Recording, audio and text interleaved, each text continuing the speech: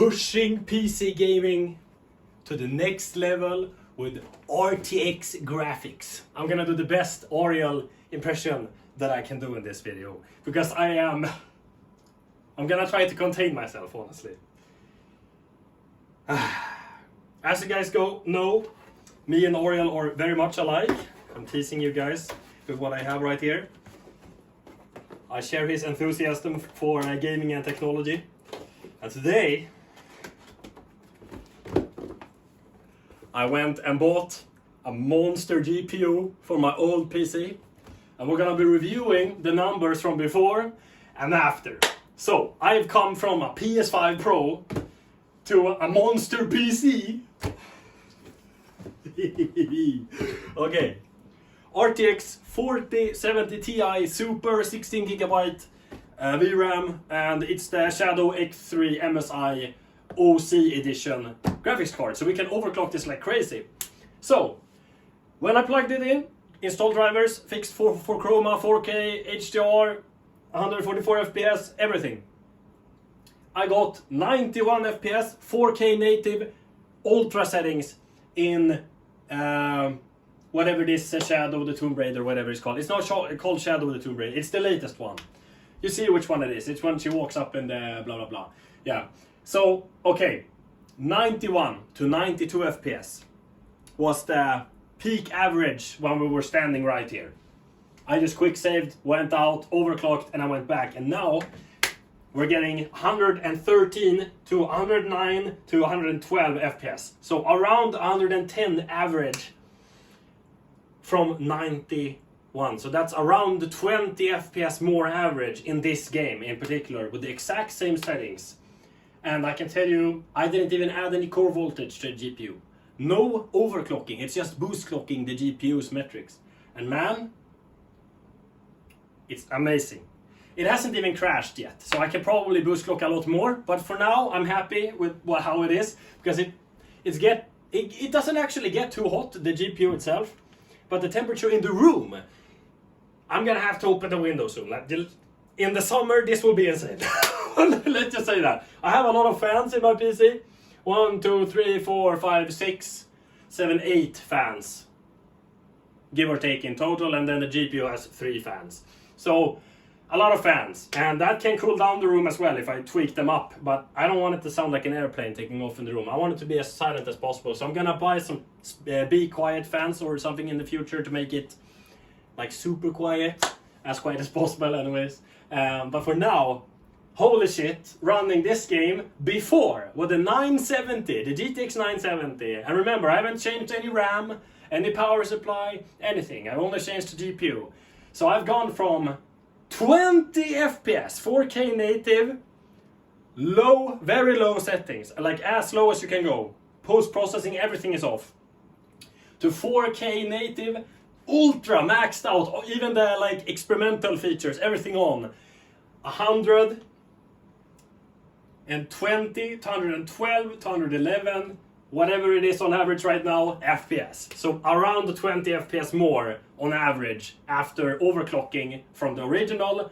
And I don't know what the percentage increase is from 20 FPS to 100, but this is absolutely insane. What the fuck is this, man? This is crazy. Ooh! It feels so good, man. Oh! Now, after what feels like an eternity, I am back. I have been gone for like 2 hours, eating food and doing a lot of other stuff, benchmarking the PC, and now we're back. So, Halo Master Chief Collection. On Delta Halo, we had an unstable, to be honest, 60 FPS with the GTX 970, 4GB card, and we got the maximum frame rate, I think, was like 61. Average frame rate was about 53 FPS, something like that, and the minimum were 10, something like that. Okay, now 4K ultra settings. Ultra settings, not low settings that we used in the video. Now it's ultra. Now the game is running well paced with G-Sync VRR, 144 Hz, and we're almost locking to 144 FPS in the game consistently.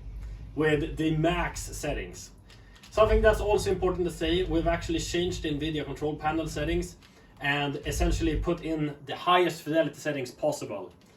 So we're getting higher fidelity than what you natively would have gotten from NVIDIA control panel if you weren't to tweak those settings. So we're getting some super sampling as well, which is definitely unnecessary. I think it looks so good, but yeah, we're pushing like we can't push more in this game, and it runs so well. The VRR on this TV actually has never felt this good. When you play this TV in 144 Hz mode, and man, I just gotta turn off the audio. If you're playing 144 Hz, 144 signal, and you do HLG HDR in SDR format, and you run 444 chroma on the TV and on the PC, and you overclock, you set the settings right, this is like, I don't know how to explain it, but it feels twice as fast with the responsiveness to when I play on a PS5 Pro at 120 Hz mode at like locked 120 FPS. This feels a lot faster. And I think it's just two factors. The TV is now faster because it's in 144 Hz mode container. We're using G-Sync VRR, so it's not the normal AMD VRR built into the TV, the software one. We're using the hardware G-Sync now. Only when hardware G-Sync is enabled on the LG OLEDs, you'll see this logo here. If it's not lit like that, and it just says VRR on, then you know you're not using hardware, and you're actually losing some latency. You're like gaining latency, so more input lag when playing games with VRR. You want it to say this right here, or AMD FreeSync. That's also good, but this is the fastest one. This is hardware. And then of course the frame rate is higher. We're using DS4 Windows, so we can do 1000 polling rate wirelessly with Bluetooth. So yeah, there are a lot of small factors making this as fast as it is. We're using Reflex Plus, NVIDIA Reflex. That also lowers the latency a ton. I'm using a timer resolution scaler. That's essentially something that I don't know how to explain it honestly. I haven't learned it properly yet, but you don't allow it. It has nothing to do with a resolution. Let's just say it like that. I will talk about it more in a future video when I know more. I don't want to boy guess my way through the victory on this one. But in general, it doesn't allow the system, like the operating system, Windows, to go below a certain point of latency. It can like fix and optimize Windows a little bit, and that makes it feel a lot faster.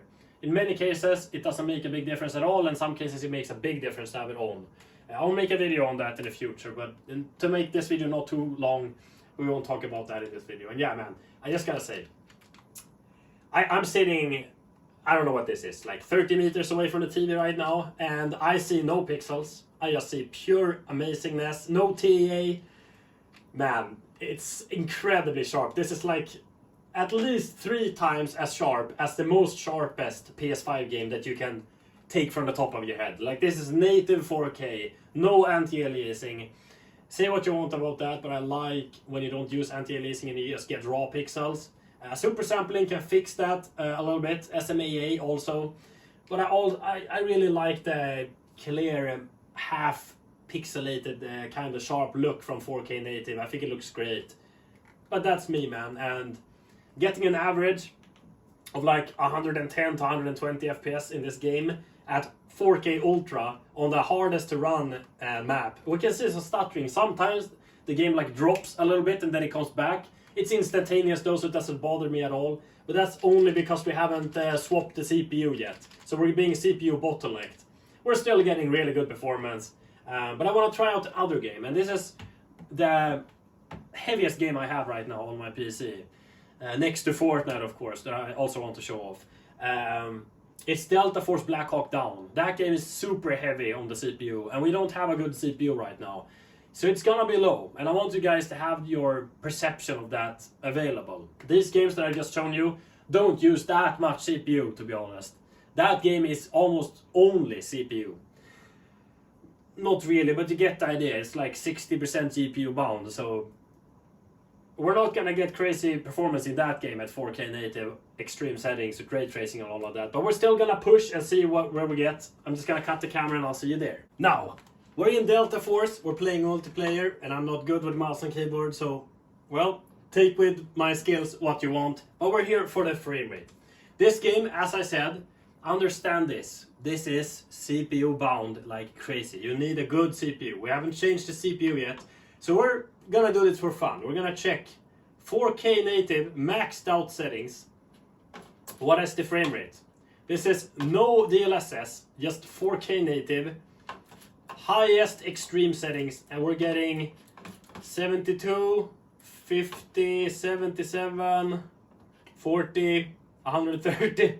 Yeah, it's bouncing around a lot. We could lock it to 40 and do 40 FPS container, and that could definitely work with a controller. But for now, we need more RAM and a better CPU to be able to run this game.